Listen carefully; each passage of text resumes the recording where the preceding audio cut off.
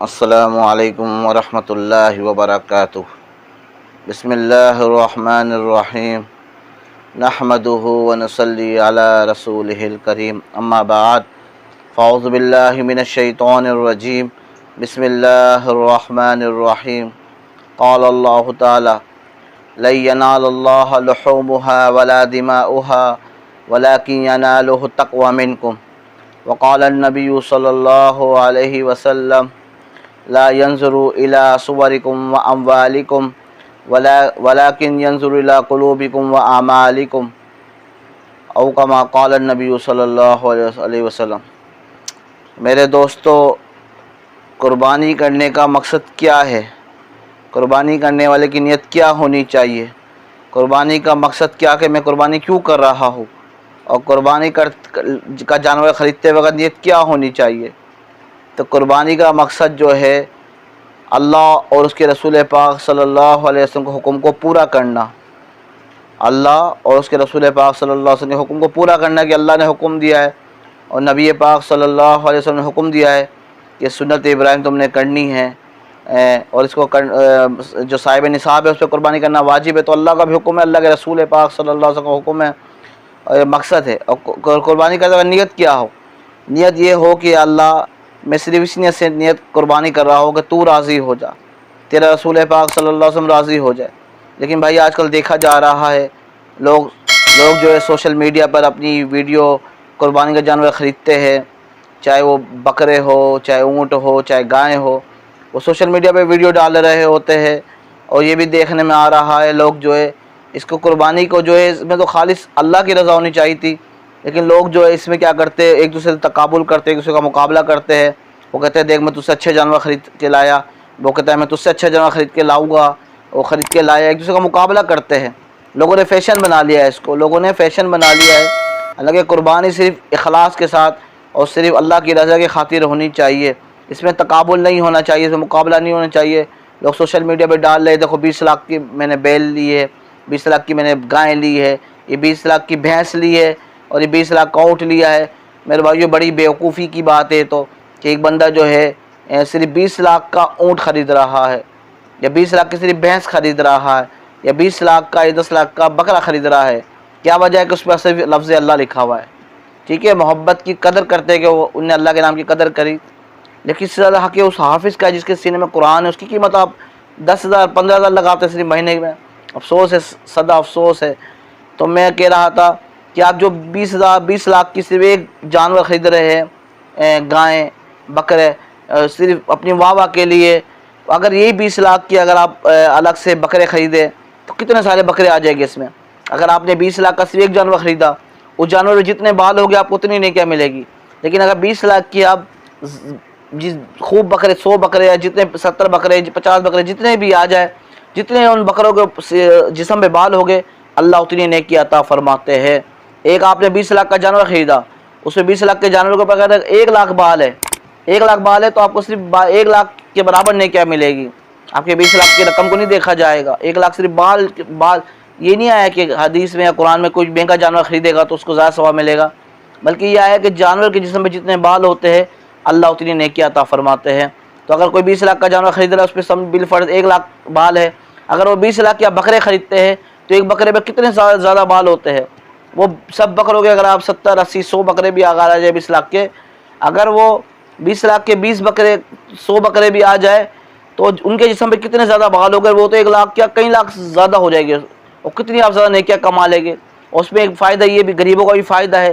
20 لاکھ کا آپ نے گائے لی، ایک گائے ملی 20 لاکھ کی، بھینس لی 20 لاکھ کی، اونٹ لیا 20 لاکھ کا، اس میں غریبوں کو اتنا گوشت نہیں ملے گا جتنا گوشت آپ صرف بکرا خریدتے ہیں، اور 20 لاکھ کے خوب بکرے آ گئے، ان بکروں کا آپ گوشت جب بانٹیں گے تو خوب لوگوں کو ملے گا، غریبوں کو ہی پہنچے گا، مسکینوں کو ہی پہنچے گا، جو بیچارے پورے سال بکرے گوشت نہیں کھا سکے ان سب کو ملے گا۔ تو صرف 20 لاکھ روپے دے کر صرف ایک جانور خرید لینا یہ کوئی عقل مندی نہیں ہے۔ عقل مندی یہ ہے کہ 20 لاکھ جتنا اللہ نے آپ کو دیا 20 لاکھ پر وہ لوگ سوشل میڈیا پہ آ کے اپنی واہ بڑھائیں، 50 لاکھ کا میں نے بھینس خریدی ہے یا 50 لاکھ کا میں نے فلاں جانور خریدا ہے۔ بھائی 50 لاکھ 30 لاکھ 20 لاکھ اگر آپ اس کے بکرے خریدے یا دمبا خریدے، جب جتنے وہ آئے گے اور جتنے اس پہ بال ہوگے اتنا آپ کو ثواب ملے گا، اور جتنا اس میں گوشت ہی نکلے گا زیادہ سے زیادہ لوگ غریبوں کو گوشت پہنچے گا، بے سہاروں کو پہنچے گا۔ تو یہ ہمارا اخلاص کہاں چلا گیا؟ اللہ تو قرآن میں فرما رہے ہیں کہ جس سے میں نے آپ کے سامنے قرآن کی آیت بھی پڑھی ہے کہ اللہ فرما رہے لَن يَنَالَ اللَّهَ لُحُومُهَا وَلَا دِمَاؤُهَا، اللہ فرما رہے ہرگز مجھے جو ہے تمہارا خون نہیں پہنچتا، نہ تمہارا مجھے گوشت پہنچتا ہے، اور مجھے جو پہنچتا ہے وہ تمہارا تقویٰ، تمہاری پرہیزگاری پہنچتی ہے، تمہارا اخلاص پہنچتا ہے۔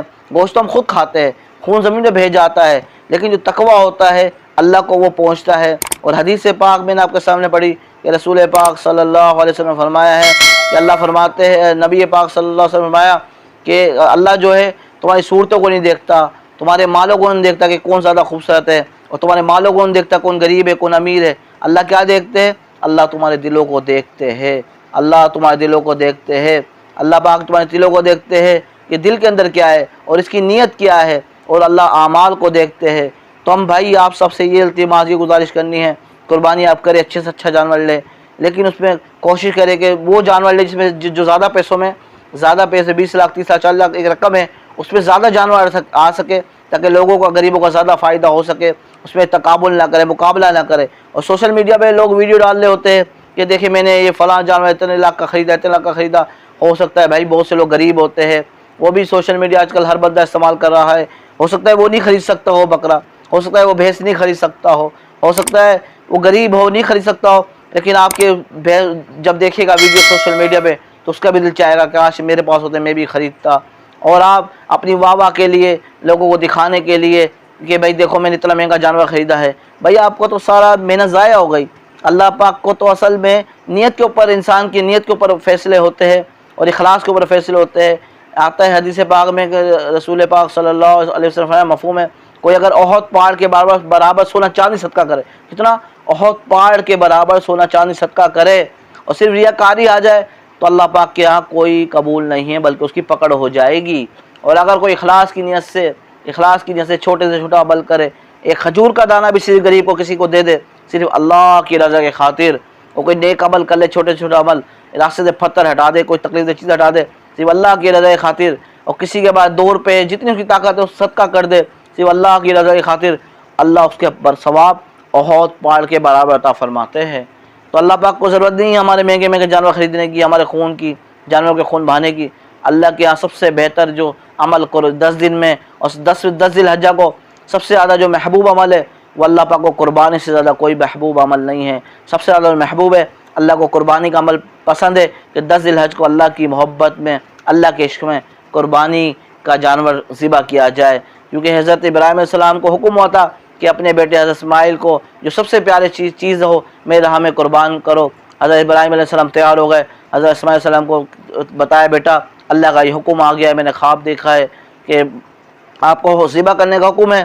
تو کہا ابا جان پھر اس میں دیر نہ کرے، اللہ کا حکم پورا کرنے میں دیر نہ کرے، اللہ کا حکم کے لیے میں تیار ہوں، جو اللہ کا حکم ہو۔ حضرت اسماعیل بھی تیار ہو گئے اپنے آپ کو اللہ کی راہ میں قربان کرنے کے لیے۔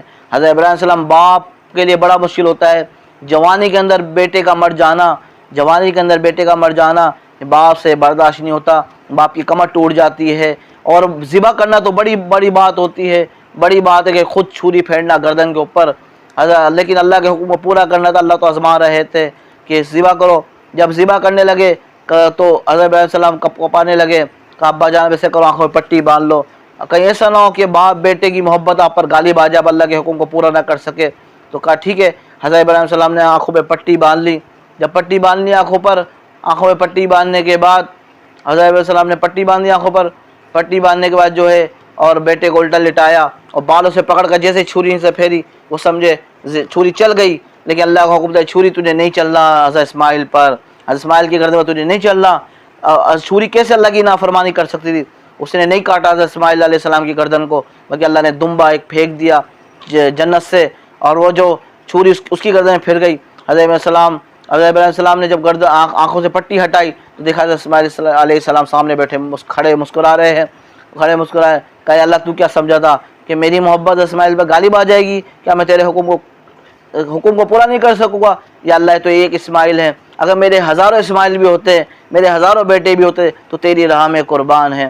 میرے بھائی یہ نبی تھا جو اتنی طاقت تھی، اللہ کو پتہ ہے یہ بندے میرے کمزور ہیں، نبی میرے حکم کو پورا کر سکتا ہے، یہ میرے نبی کی امتی محمد صلی اللہ علیہ وسلم امتی کام میرے حکم کو پورا کر سکیں گے. اللہ نے پھر حکم نہیں دیا. اگر حضرت اسماعیل علیہ السلام ذبح ہو جاتے چھری سے، آج باپ کے لیے بڑا مشکل ہوتا اپنے بیٹے کی گردن میں چھری پھیرنا. چند ہی لوگ ہوتے جو اللہ کے حکم کو پورا کرتے.